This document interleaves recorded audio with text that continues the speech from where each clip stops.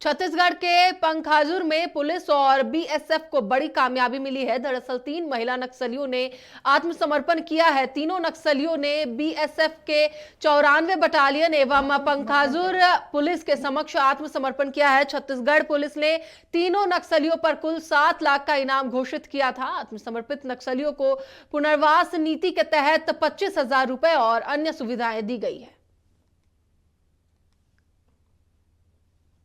पहली महिला नक्सल जिन्होंने आत्मसमर्पण किया है वो मोती पयाम है।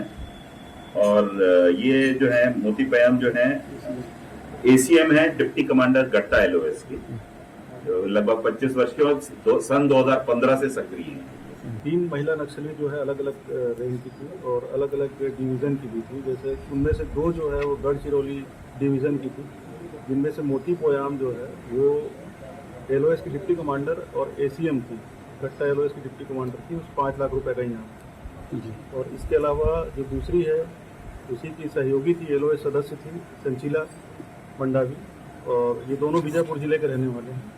और नक्सली विचारधारा से तंग आकर और वहाँ की हिंसा से और हमारी पुनर्वास नीति से प्रभावित होकर ये लोग